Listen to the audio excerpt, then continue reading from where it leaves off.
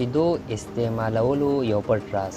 شیدو کې شته لاکتیک اسید مخ ته ښکلا ورکوي. دا د هر انسان طبیعي غوښتنه ده چې غواړي د مخ پوستکی ښکلی او صاف اوسي. د همدې موخې لپاره موږ ټولو د بېلابېلو بازاري کریمونو څخه ګټه اخیستې. طبیعي توکي د انسان مخ او پوستکي ته طبیعي او دوامداره ښکلا وربخښي، خو د دې ښکلا په ارزښت ډېر لږ خلک پوه دي، ځکه داسې ډېر لږ خلک دي چې د مخ ښکلا لپاره طبیعي ماسکونه استعمال کوي.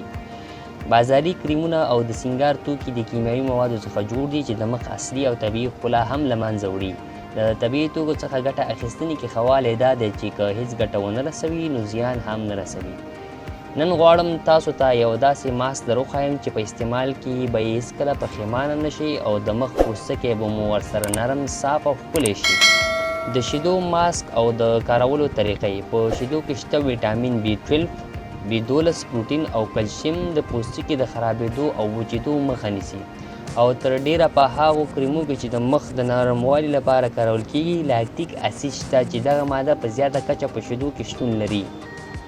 په شیدو کې شته لاکتیک اسید د بدن پوستکي ته یو پوښ ورکوي چې د دغه پوښ ځلا په پوستکي کې د ښایست لامل کیږي.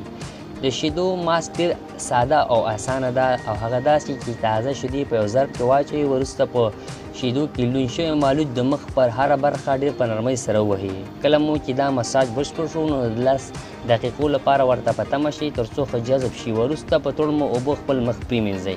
همدارنګه که په اونۍ کې یو یا 2 ځله د شیدو له ماسک څخه ګټه واخیستل شي، له وخته مخکې د زړښت او د مخ د پوستکي له ګونځې کېدو مخنیوی کوي. شیدې په خپل جوړښت کې ډېر منرالونه لري چې تر ټولو ډېر یې کلسیم او فاسفورس دی. د همدې ځانګړتیاوې له مخې شیدې د بدن نورو برخو ته هم ګټه رسوي. ډاکټران وایي که په ورځني ډول یو ګیلاس شیدې وڅښل شي د غاښونو، نوکانو او ویښتانو په روغتیا کې ډېره ګټه لري. مننه.